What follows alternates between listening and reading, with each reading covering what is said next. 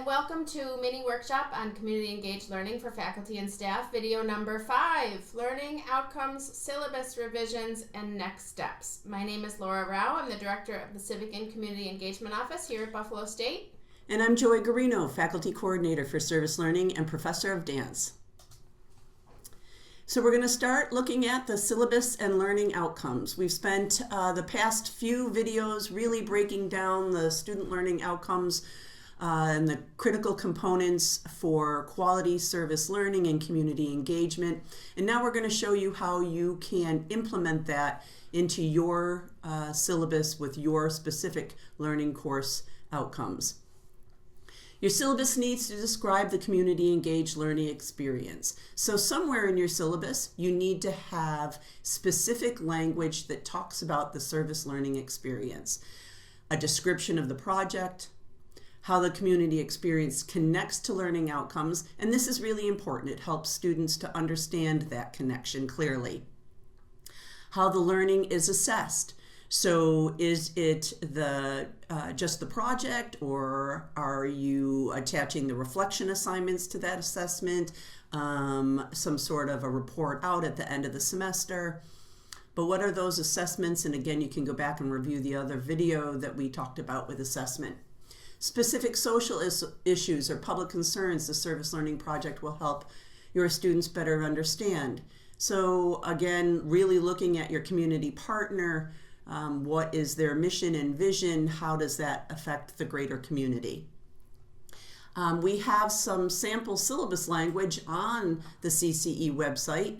And so if you click over onto the CCE website, you'll be able to scroll down and you'll see specifically where it says that these criteria must be identifiable in the course syllabus, and we actually give you some language that you can use, obviously substituting your information in the parentheses areas. There is also some information on the Campus Compact website. We're not going to go there right now, but you can certainly click on that, and there's lots of examples of syllabi from all over the country. They actually request faculty who have been doing service learning for quite some time to submit syllabi so that we can help each other making connections with our students. So a few things to consider as you're moving to the next steps in working on planning out your community engaged learning course. Just a reminder that service learning projects do not replace class time and instruction time. You want to think about them more of as an outside assignment. It is fine to use class time if you are with the students and you're going out to the community, as Joyce described in one of the previous videos. For example, you're doing a group activity, but classes shouldn't be canceled so that students can use the time to do projects, because that's your instruction time. Also, anyone who's teaching a course that includes a community engaged learning experience should add the following language to their course syllabus. This has to do with SUNY's revised policy about asking about felony convictions when students apply to SUNY. SUNY no longer asks that. However, certain considerations such as forms of learning in the community, we need to understand if students have been convicted of a felony. So there's some sample language here that's also available on our website that we encourage you to add to the syllabus so that we're aware of students' criminal history. Buffalo State also has a service learning designation, and by identifying service learning courses with the service learning designation, students will easily identify service learning courses in Banner. So you have to dig a little deeper into Banner, but there is a drop-down where you can a student can request looking at service learning courses, or if a course has the service learning designation. And that's really helpful. As we've talked about in other videos, many students would recommend a service learning course to their fellow students, to their peers, And so sometimes I ask faculty if before they end the semester, if they're teaching a service learning course, if they'd show their students how to identify service learning courses in Banner to help them select other courses. So the college is able to celebrate and recognize the students, faculty, and community partners involved. And we do that with an annual celebration of community engagement that's usually held in May, the very beginning of May, the end of the semester.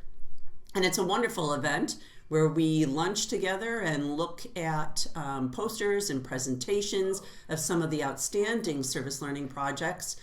Anybody can submit their project, student or class, and then we recognize with people on stage and celebrating all of the good work that's been done, again, both for faculty, students, and community partners. And then last but not least, the CCE can provide support and advocate for appropriate resources to ensure success. We've flipped back and forth to the website numerous times to show you where you can find things. It's pretty comprehensive, and there's lots of information that kind of guides, again, how to designate your course, why apply for the service learning course designation, what you need to do for designation.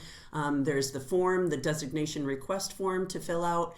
And if you have any concerns or questions on it, the staff here at CCE is more than willing to come and assist with any challenges that you might be having or questions you might be having with filling it out. So SUNY has a new policy also that is beginning to require campuses to have service learning agreements in place.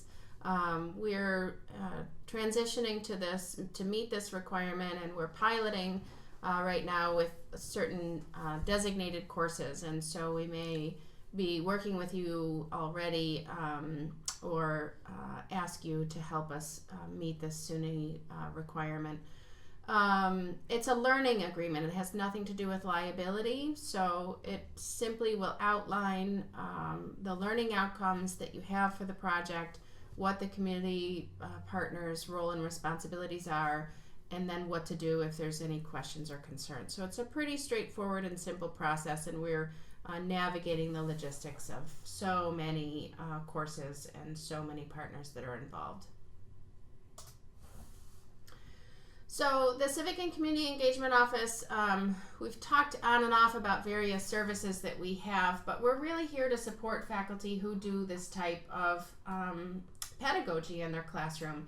And there's a lot of supports and services that we can offer. Obviously, anytime you have questions, we're more than happy to help. But our the typical areas in which faculty utilize us is to get their syllabus to a place where it's comprehensive and covers things, understanding how to connect the learning with the project, identifying and designing the projects in the community. That's, in all honesty, the biggest role that the office can play. We can help you identify organizations and then sit down with your community partner and really talk through what the project may entail, what the timeline will look like, how the logistics will take place, supervision, communication, and all of those things.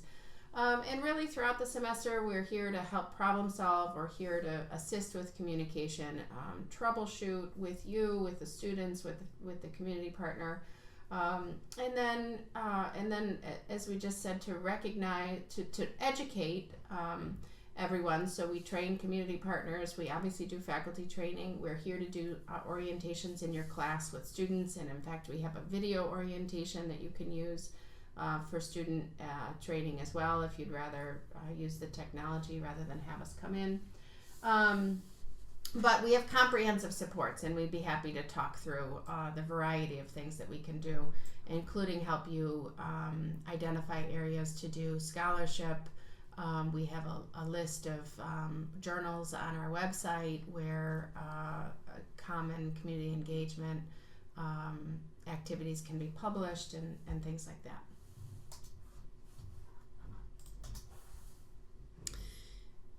In addition to what we offer here, the very top one, civic and community engagement in the CCE office, we've mentioned Campus Compact a few times. National organization, wonderful resource for all kinds of research and information about not only service learning, but civic and community engagement in the broader sense. We've used AAC&U's high impact practices in one of our videos to describe how service learning and community engagement fits into those high impact practices. Of course, it's a more comprehensive description of it at their website.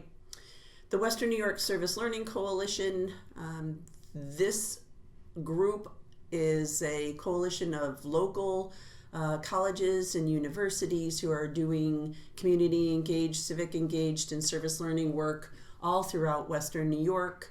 An annual conference, which I believe we are attending, submitting some presentations to very soon. If you'd like to join us there, that would be awesome. Buffalo State has their service learning faculty handbook. That again, as Laura mentioned, we'd be willing to come and share and provide that kind of information. And then again, service learning publishing opportunities.